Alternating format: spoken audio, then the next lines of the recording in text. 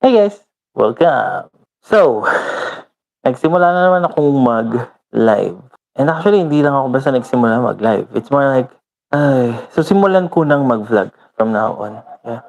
Kumbaga, ang tawag na dito ano ba tawag dito? Dito sa series na to is existing while I exist. Right? Diba?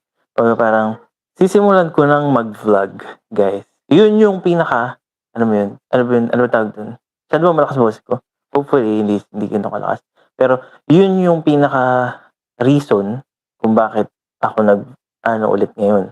Na nagsisimulang mag-live stream. Well, yung live stream, hiwalay na reason pa yun, sa totoo lang. So, simulan na natin. Yung pinaka pagkakaintindi ko pagdating sa vlog is, sa panahon ngayon kasi yung vlogging is, parang masyado ng iba dun sa original na meaning niya. Kasi kung titingnan lang natin yung meaning niya, parang yung meaning niya lang is video logging. Diba? Kumbaga parang, imagine niyo yung logging, yung tipong, ano yung puno, alisin mo, tapos magkakaroon ka ng kahoy, logging yun, di ba? Hindi, joke lang. Ibang logging yun. Yung logging na alam ko is, kasi programmer ako, di ba? So, nagpo-program ako. And, yung alam kong logging is parang i-save mo or parang ilalagay mo sa isang database or something, ilalag mo, ino-note mo, i-save mo sa in the case of programming, ilalag mo yung kung ano man. Kunwari, meron kang problema, meron parang, shucks, parang may sira yung isang part ng page, sabihin na natin, di ba? O isang part ng application. Yung hope mo dun is magkaroon ng error lag, magkaroon ng parang way para malaman mo kung ano ba yung error, di ba? So, parang ganoon siya, di ba? Lagging. So, sa mga programmer, alam nila yon. Pero sa mga ordinaryong mamamayan, isipin nyo na lang na ordinaryong mamamayan na hindi naman masyadong nagpo-program o hindi talaga nag-program o hindi pa exposed sa production or kung ano man. Yung lagging lang naman is, parang pag-save ng mga bagay-bagay. Right? So, ang pagkakaintindi ko sa vlog, dahil nga in a video format siya, so parang video logging, right? So, sinisave mo lang kung ano yung video na ginawa mo, di ba? So, essentially, yun lang naman siya.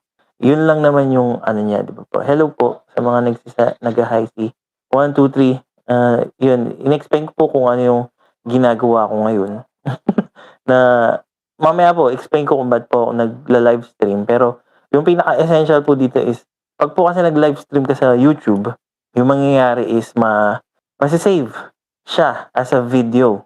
So, parang madodoble. Kumbaga, parang, imbis na isi-save ko siya sa hard disk ko. Syempre, kasi SSD lang naman yung 1 gig lang. Wala naman akong malaking hard drive, di ba? So, parang, yung gagawin ko, rekta na. So, parang gagamitin ko yung live stream feature ng YouTube para ma-save yung video and then i-download ko tapos i-try kong alisin yung mga post. Kasi syempre, 'di ba, may mga post na ganoon eh. Kumbaga nag-iisip kasi ako eh. Habang dito sa live, nag-iisip ako kung ano yung sasabihin ko next, kung ano yung ita-topic kong next, parang ganoon. Pero kapag nasa video na siya, aalisin ko yung mga post. Meron akong gagamitin na parang batch file. Feeling ko sikat na siya, or hindi ko alam kung sikat siya, no? Pero, feeling ko ano na siya, alam na siya ng lahat. Ang tinatawag sa kanya is auto-edit. So, parang batch file lang siya na ira-run mo lang. Tapos, tatry niyang alisin yung mga post. Kagaya nun. Diba? Yung mga post na ganun.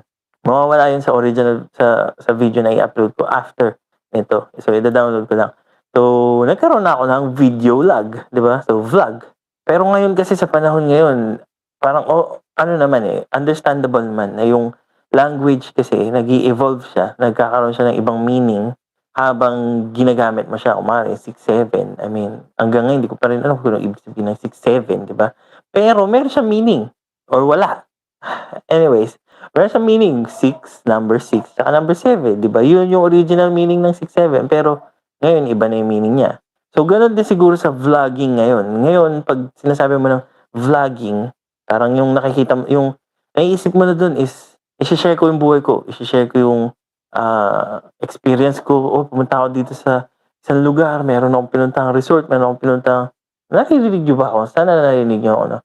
Meron akong pinuntahan na isang lugar ivi-video ko 'to, video ko yung reaction ko dito. Tapos i-edit ko, alam mo yun, kumbaga meron ng editing 'pag pinag-uusapan na yung vlog, hindi na siya ang tawag po dito sa ano, sa series na 'to is existing while I exist. So, parang just chatting lang 'to sa totoo lang. Pero alam niyo yun, pero habang wala pang nagcha-chat, mga nag-hi pa lang po, hello sa inyo lahat.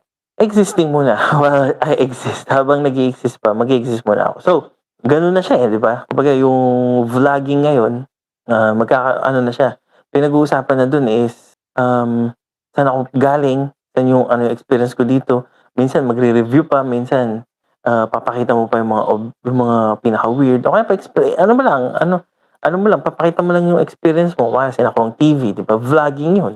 Yun na yung meaning ng vlogging ngayon. Kung ano man ginagawa nila Kong TV, kung ano man ginagawa nila Karen Nate, and kahit sino na humarap sa camera, gumagawa ng video para mag-entertain, 'di ba? Yun na yung vlogging. Yun ang ibig sabihin ng vlogging sa panahon ngayon. Pero gusto kong gamitin yung original meaning niya. Yung reason, yung pinaka-reason kung bakit ko 'to ginagawa, ba't ako gumagawa ng video log is, gusto kong gamitin yung original reason niya. Kumbaga, as of the moment, kahit na kung papansin niyo ang dami-dami ko ng videos, 'di ba? Kung titingnan niyo yung ano ko, yung anong pangalan, ano ba yung channel, titingnan niyo yung channel ko, marami na akong videos na tinry gawin. Meron na akong react videos, meron na akong wala pa yata akong react videos. Meron akong commentary, meron akong live stream playthrough, alam mo yun, yung tipong nagre-react ako, pinapakita ko yung reaction ko habang naglalaro ng One Piece Odyssey, ng Hogwarts Legacy, ng Wolong Fallen Dynasty, at kung ano-ano pa. Meron pang AI generated dyan. Sabog na, di ba? Bakit tinry ko na lahat? Kasi, dati, gumagawa ko ng YouTube video para makapag-hikayat ng subscribers, para merong manood, para sa views, para sa clicks, para sa likes, para sa comments, alam mo yun? So, parang, yun nangyari dun, baliktad. Alam mo yun? Lagi ko sinasabing alam mo yun, pero feeling ko, hindi mo alam. So, sasabihin ko na, okay? Baliktad yung reasoning na yun. Kung yung reasoning mo para gumawa ng video is para sa likes, para sa views, para sumikat, then yung content na gagawin mo is magpapasikat ka talaga. Tatry mo yung aalis ka sa element mo. Kumbaga parang, dati, pupunta ka sa isang lugar, kumari in the case of vlogging, pupunta ka sa isang lugar, hindi ka naman mag-video. Experience mo lang yung kung ano man yung na-experience doon, di ba? Mag-roller coaster ka, mag-bump car, mag-billiards, mag-bowling. Pero ngayon, dahil nga yung goal mo is sumikat, sorry, yung goal mo is magpasikat na, hindi kasalanan ng Showtime to, hindi joke lang Showtime, video akong i-bash, sorry, hindi kasalanan ng Showtime. Yung goal na ng karamihan pag gumagawa ng vlog or video log is magpasikat, kumita ng pera. And yun din yung reason ko dati. Yung nangyayari or yung madalas na mangyayari dun is gumagawa ka ng video, walang manunood sa umpisa. Ay, grabe. Akala mo meron ka ng views, 'di ba? Kung kumare, nangyari na wait lang, nagkaroon ako ng 200 views sa isang video, 1,000 views. Akala mo yun na. Akala mo, ayan na, konti na lang 'to, parang gano'n. Pero yung susunod na video mo, walang manonood. Yung susunod na video mo, hindi na, bigla, 1, 4. So, parang magtataka ka ngayon, ano bang ginawa kong mali? Kasi nga, yung reason mo is para sa views, 'di ba? So, kapag meron kang, lalo na sa umpisa, syempre wala namang pakialam sa yung YouTube, 'di ba? Maliban na sobrang ganda na edit mo, kumbaga sobrang unique or sobrang natamaan mo talaga sa unang video mo, sobrang swerte mo. Tapos yung susunod na video mo, talagang parehas na parehas yung quality, parehas na parehas yung viewership, parehas na parehas yung audience, yung words na ginagamit mo. Kung matsambahan mo yun sa umpisa, good job. Alam mo yun? Kumbaga parang, wow. Parang ano yun, parang jackpot yun, di ba? Hindi naman mas matindi sa mananalo sa loto, kasi sigurado naman ako maraming ordinaryong tao na napalitan yung buhay nila, nag-evolve yung buhay nila dahil sa YouTube, nagbago yung buhay nila. sigurado ako sobrang dami na. Pero yung jackpot ko, iilan lang, 'di ba? So, sigurado naman ako na mas mataas pa rin yung chance na mag-blow up ka sa YouTube or magkaroon ka ng konting anong tawag dito, magkaroon ng success sa YouTube, magkaroon ng pera, magkaroon ng kung ano man, kaysa sa manalo ka sa lotto or matamaan ka ng lightning. Ay, wag na lang sana tayo matamaan ng lightning. Ingat kayo sa wala namang ano ngayon, wala namang parang wala namang nagbabadyang ulan sa ano, ayan na sinabi ko na tapos bigla uulan mamaya. Sana hindi, pero kayo ng bahala Lord. Okey, so masyado kasing nagta-tangent, eh, 'no, okey. Yung ayan, di ko na alam kung anong sinasabi ko kanina. Oh, man, nawala ako. Okey. Gano'n siguro talaga etong video log na 'to, yung i-upload ko in the bukas siguro or mamaya or kung ano man. Ta-try kong magkaroon ng schedule. Gusto kong gamitin yung original reasoning original meaning ng video log. Ila-log ko lang kung ano yung nasa isip ko, kung anong itsura ko at this time. I mean, kung nakikita niyo nakahiga ako 'no. Kumbaga try kong explain kung bakit ako nakahiga, tingnan natin kung ma-explain ko kung bakit ako nakahiga. Pero, yung mga reasoning ta-try kong explain. Ta-try kong gamitin yung original meaning ng video logging para i-catalog or i-save or gumawa ng diary or gumawa ng snapshot. Yung tipong, ano bang iniisip ko at this time? Alam mo yun? Kumbaga parang ivi-video ko yung sarili ko na nakahiga, kasi kaya ako nakahiga na bini-video ko yung sarili ko kasi majority of the time nakahiga naman talaga ako. Kumbaga, oo, delikado sigurong aminin yun. Alam mo yun? Kumbaga baka malaman ng ano, ng kung saan ako nagtatrabaho, nakahiga siya buong araw, paano niya nagagawa yun? Alam mo yun? Kumbaga delikado siguro yun na aminin. Pero yun, buong araw halos nakahiga ako. So, plus pangalan ng ano ko, ng channel ko, The Lying Man. D. So, parang D is the. Alam mo yun, sinortcut ko lang. Lying is nakahiga. The Lying Man. So, nakahigang tao. So, ganun lang naman yun. Yun lang naman yung pinanggalingan kung ba't ako nakahiga. And, gusto ko lang i-catalog kung ano yung nasa isip ko, kung ano itsura ko at this time. Oh, so kung nag-iisip kayo, ano pa yung makukuha nyo dito? Eto na ba yung nakahigang tao na nagsasalita? Yeah. Yung sagot dun is, yes. Yun lang yung makukuha nyo sa, ano na to, sa series na to. Existing while existing. So, kung ano yung damit ko at that time, hindi ko alam kung mapapansin nyo na nakabaliktad yung damit ko. O, alam mo yun, kumbaga, meron ako rosary sa kamay, yung mga ganun. So, try kong, tignan natin kung meron pa akong oras na explain kung bakit na may rosary, bakit ako alam mo yun, ba't ganito yung damit ko, yung mga ganyan. Tignan natin in the future, malay mo naman. Yung plano ko is, gagawin ko to para i-catalog yung thoughts, yung itsura, yung galaw, yung paghiga, essentially ako, i-catalog ko yung sarili ko, i-upload ko yung sarili ko in a video format, in a video log. Bakit? Yun yung tanong, di ba? And yung goal ko talaga is, gawin to habang nag-i-exist. Kumbaga yung existing while I exist, yung goal ko talaga sa series na to is, gawin to habang buhay pa. 60, 70 years, kung kaya, 30, kung meron. Kasi feeling ko naman may incentive naman yung YouTube na i-keep yung mga videos eh. 'Di ba? So, hopefully, 30 years from now, 20 years from now, nandito pa rin to para, ito na yung kicker, ito na yung pinaka reason kung bakit ako nagvo-vlog. Ba't ko nasimulang naisipan na mag-vlog ngayon? Ba't di ako nag-vlog last year? Ba't di na lang ako mag-vlog next year? Ba't ngayon? Ito yung scenario. Meron akong tito na namatay. Shucks, okay. Oh, it got dark. Okay, magiging dark tayo, no? Magiging morbid. Pero ito kasi yung pinaka-reason eh. Okay? Shucks, masyado dark. Anyways, okay, sige. Ito na. Dark, morbid. Meron akong tito na namatay nung 1997. Okay? Or 1998? Basta, 1997. Somewhere that time. Ilang taon na ako nun?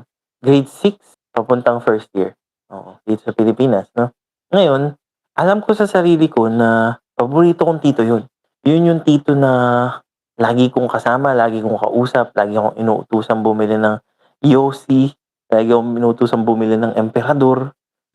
na isang bote uubusin niya sa buong araw, siya lang mag-isa. Napalo pa ako nun, tapos binubuhat niya pa ako, napapatawa niya ako. Paborito ko yung tito ko na yun, okey? Paborito ko siya. Pero kung tatanungin mo ko, hindi ko alam kung anong itsura niya. Hindi ko alam kung anong sounds ng boses niya. Hindi ko alam kung paano siya magsalita. Hindi ko alam kung paano siya gumalaw. Wala akong maalala. Wala akong mabalikan. 'Pag nakakita ako ng photo album na parang, "Oh, si tito ko," parang gano'n. "Oh, ito pala yung itsura niya, shocks." Nasho-shock pa ako na parang, alam mo yun, nakakalimutan ko 'to. So, siguro naisip ko yun mga 2 weeks ago. Parang 2 weeks ago na naisip ko yun na parang meron akong tito na favorite ko. Tapos siguro after, 1 week, 2 weeks na hinayaan ko lang siya sa isip ko, nandiyan lang siya sa isip ko. Naisip ko ngayon, in the future baka maging favorite din akong tito or yung anak ko baka maging favorite niya akong tatay. I mean, ako lang naman yung tatay niya. Pero still, baka maging favorite niya akong tatay, 'di ba? So naisip ko yun. 30 years from now, approximately, maaalala pa ba ako ng anak ko? Shucks, okey. Nakikita niyo na kung gaano siya ka-morbid, kung gaano siya kalala. Sobrang lala niya, 'di ba? Sobrang lala ng reasoning. So, yung reasoning ko kung bakit gusto kong i-video, i-catalog yung sarili ko, yung thoughts kung paano ako magsalita, yung mga, opinions ko, ako basically i-log yung sarili ko is because naisip ko yung tito ko na hindi ko na maalala yung itsura. And ngayon naisip ko na baka maging gano'n ako. Hindi na ako maaalala ng anak ko kung hindi niya ako makikita, 'di ba? Siyempre lahat naman tayo mamamatay. So, essentially yun lang naman gusto ko sabihin dun. 'Pag namatay na ako, tapos may magsasabi na, paborito kong tito yun." Oh, alam mo yun? To the lying man, paborito kong tito yan."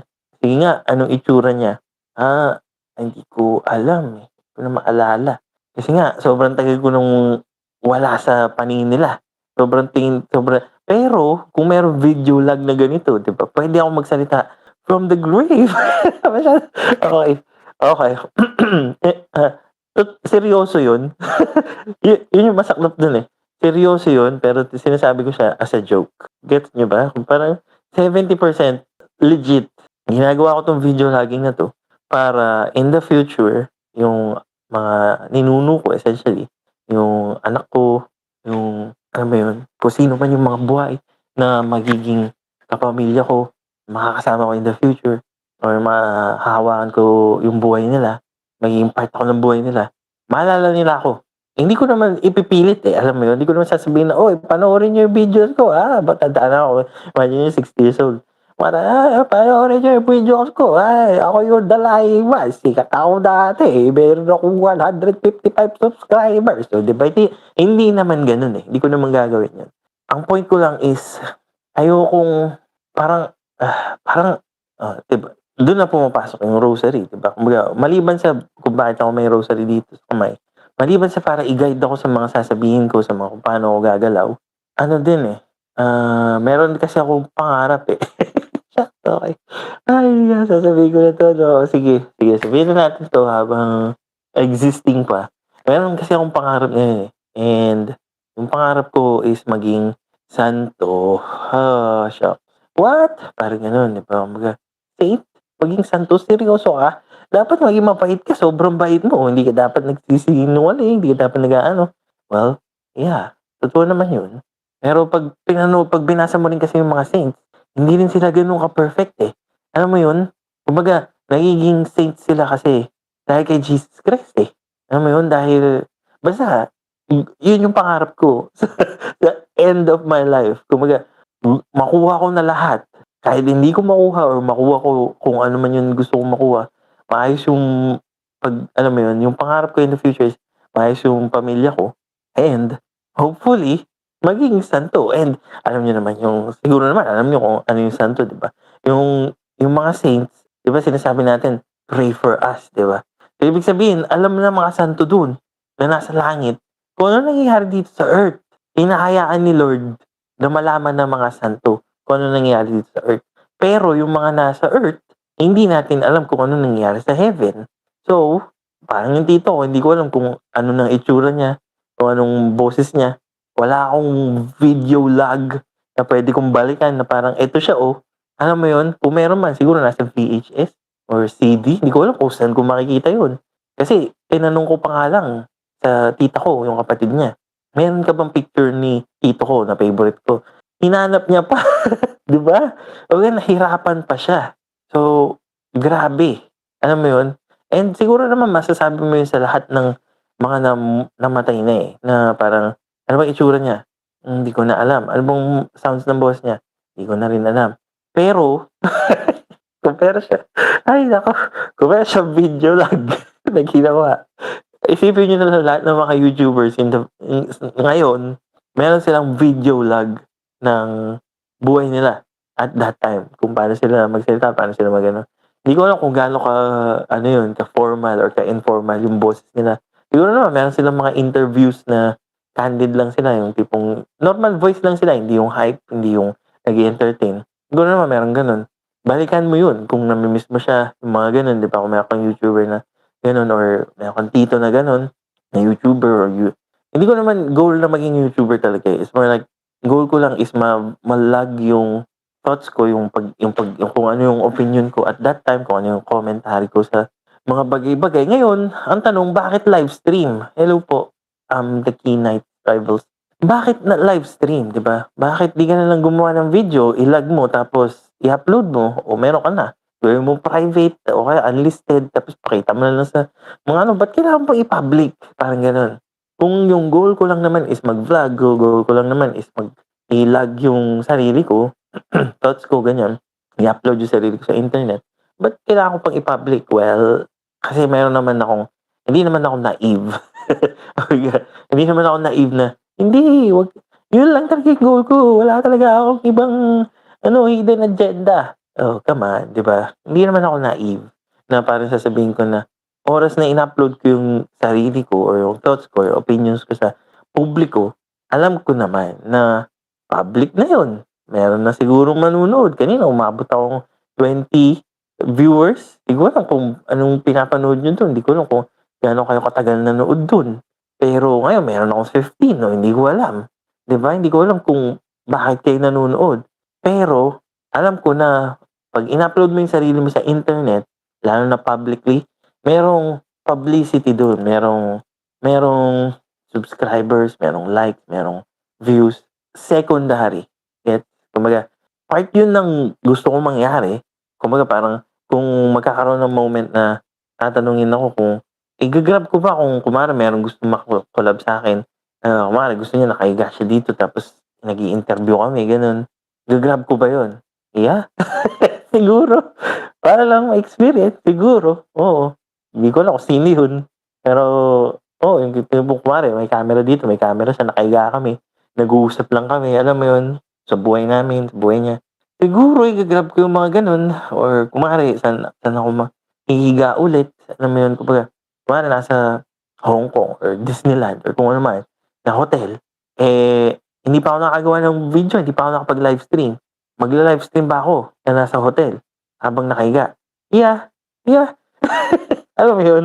Kumbaga, pero hindi hindi ko naman gagawin yun para magpasikat or hindi yun yung primary goal, secondary goal yun. Kung mangyari yun na parang may entertain kayo, makakuha ako ng community ng mga tao na gusto lang nakahiga, gusto lang maki-interact sa which city are you? Tarlac po. So, baka in the future, try kong gumawa ng mga vlogs. Ginamit ko na yung ano, yung modern meaning ng vlogs na pupunta sa SM Tarlac, gano'n. Pumunta sa mga or meron akong na-stayan na parang lugar or parang B&B, Airbnb. Maganda din, alam mo yun, isang buong building siya, baka puwede kang pumunta dun, i-vlog ko yun. Yung mga gano'n, ite-take ko naman yung mga opportunity para makapag-entertain. Pero secondary, yung pinaka-goal ko talaga, yung primary goal ko is para sa future ng mga ninuno. Oo. Kasi baka meron magsabi na favorite niya ako tapos di niya na alam kung ano yung itsura ko. Alam mo yun? Di niya na alam kung ano yung sounds ko, paano ba ako magsalita. Nakakatawa ba yun? Oo, nakakatawa yun.